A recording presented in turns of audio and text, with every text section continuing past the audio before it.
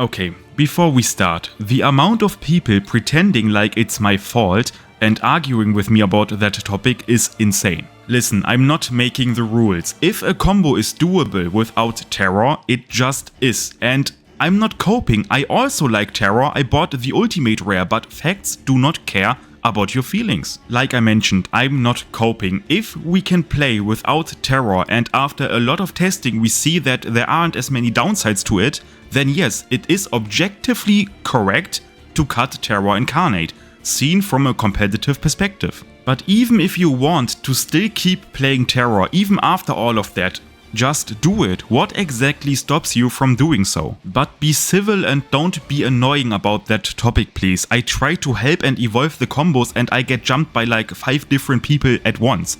It's insane. I also very much disagree with the stigma that isn't a Yubel-Deck anymore. I won a lot of matches at the WCQ because of the Yubel gimmick. The whole reason why we have a favorable matchup against Tempais if both hands are on neutral grounds is the Yubel gimmick. The reason why that deck can even compete in the first place with the high meta is or are the Yubel cards. It doesn't even matter if it's because of a new card like Phantom of Yubel or because of the old gimmick that they can deal reflective damage and can float into each other. If it's not a Yubel deck anymore, try to cut the Yubel cards, put in generic Fiend Extender instead into the deck, and maybe then you can even revive Fafa's old Table 500 videos with your replays. Sometimes I also get comments like this.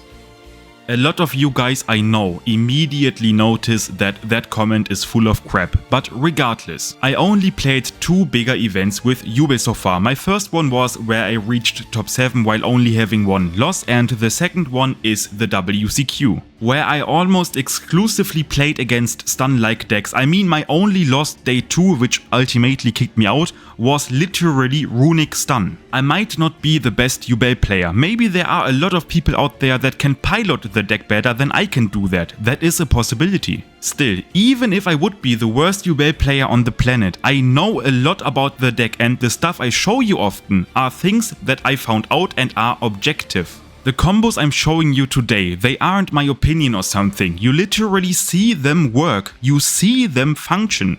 At the end of the day, if you want to adapt them into your deck, that is completely up to you.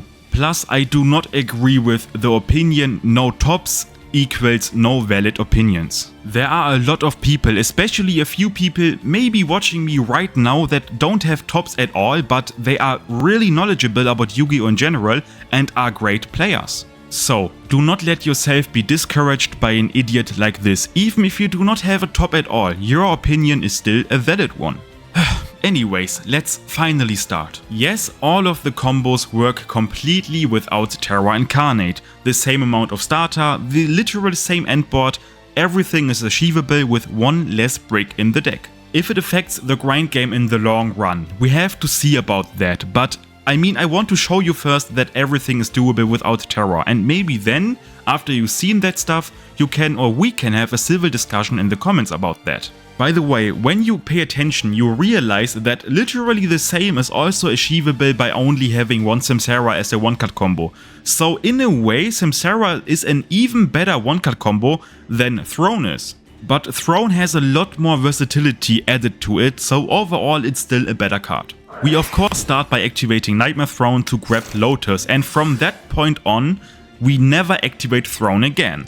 Normal summon Lotus, activate Lotus effect to special Spirit. Spirit effect to set the Nightmare Pain. Nightmare Pain effect, popping the Spirit and not activating Throne.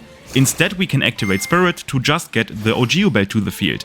And now, before we play any further, we fuse away the Samsara and the Spirit in the graveyard into Phantom of Yubel, making the whole combo or the rest of the combo protected against hand traps. We use Skirma to special summon itself and then don't pop anything, and now we link into Closed Sky. Closed Sky link into Requiem and Requiem effect to get the Engraver in the rotation. And now we activate Requiem to equip it to Engraver, because now that whole combo isn't possible or doable without the new TCG exclusives, so we make use of that. We then fuse into Necroquip Princess. After that we activate Engraver to special summon it back to the field by shuffling back the Requiem. Now we link into Yama effect to grab the best doggy, he will never leave us. And now we activate Skirma to special summon the Yubel, and now we do not use Best Doggy on the Yubel monster. Instead, we link into Rage, and now we use Best Doggy on the other Best Doggy, Rage, to pop the Rage and then to make a chain link. Chain link 1 Rage, chain link 2 Yama, to special summon back the Rage. Important, do not pop anything with Yama, since we still need the Best Doggy on the field as a resource, and with Rage you just grab back to the hand from the graveyard Engraver. Now we use Engraver to grab Tracked, and then we immediately use Tracked to of course get Lurry to the hand, and then we immediately discard Lurry. Lurry effect to special summon itself, and now we link Shavara and Lurry into sequence. Activate Shavara's effect, very important, to set Chamber, so in the opponent's turn we can reborn the Rage. And now we fuse into Desiree by just shuffling back 3 Fiend monster, and the rest is basically self-explanatory. We link into Appaloosa, and now we activate Sequence's effect to equip itself to Desiree, and that is basically the whole combo by just not using Terror Incarnate at all. And all of that is achievable without Throne. You could have started with Samsara, and Samsara would have done the same. Because of course we only used Throne to search. Alright, now I'm showing you the best endboard the deck can accomplish while saving a lot of resources and only utilizing 2 cards. Also completely without Terror Incarnate. I just wanted to say that. We start by activating Throne to destroy Spirit. Spirit effect to float into the OG Yubel. Now we activate Opening. You can also start instead with Beckoning Beast, it is basically the same. Normal summon Beckoning Beast to search Chaos Summoning Beast. Then we extra normal the Chaos Summoning Beast, and now we link Dark Beckoning Beast and Yubel into Yama to of course search the Best Doggy Shavara.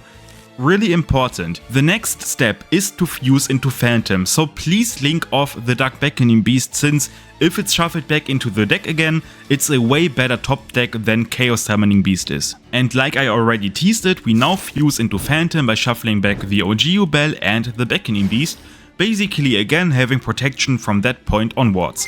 Now we activate the Opening to summon back the Spirit from the graveyard, effect Spirit to set Nightmare Pain. The whole combo is basically protected against Imperm and any sort of monster hand trap because of Shavara and Phantom of Yubel. With Spirit we of course set the Nightmare Pain effect to search Skirma, popping the Spirit effect, and hello again OG Yubel. Now we link away Chaos Summoning Beast and the OG Yubel into Moon of the Closed Heaven. Link 1 into Requiem effect to get the Engraver in rotation. And now we activate the Requiem to equip itself to the Graver. Next step is of course to fuse into Necroquip Princess again. Now we special summon the Skirma and link the Yama and the Skirma into Rage. And now we activate Shavara to pop the Rage, and now to do basically the same as before, we activate Rage to target the Fiendsmith Engraver to add it back to the hand, and with Yama we now reborn the Rage. And again we do not pop anything with Yama's effect. We add back Engraver effect to search Tracked. Now we activate Tracked to get Lurry into rotation, discard Lurry, effect Lurry to special summon it. And now important, I forgot to do that in the replay. If you use Fiendsmith Engraver's effect, you can actually after that trigger Necroquip Princess's effect to draw 1 card. I forgot that, but please, if you do that combo in a tournament setting, it's really important. The next step is that we link both Shavara and Lurry into sequence, and then we activate Shavara's effect to set the Chamber. And now really important, we activate Engraver. We do not use sequence yet to special summon Engraver back to the field, and now we activate Tracked.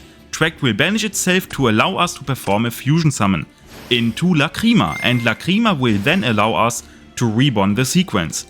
And now we have Caesar access with both Lacrima and Princess being level 6. And now, a lot of nows I know, we activate Fiendsmith sequence to fuse into Desiree. After that there isn't that much to do, we just link away the Rage and sequence into Appaloosa, and then we use sequence effect to equip itself to the Desiree.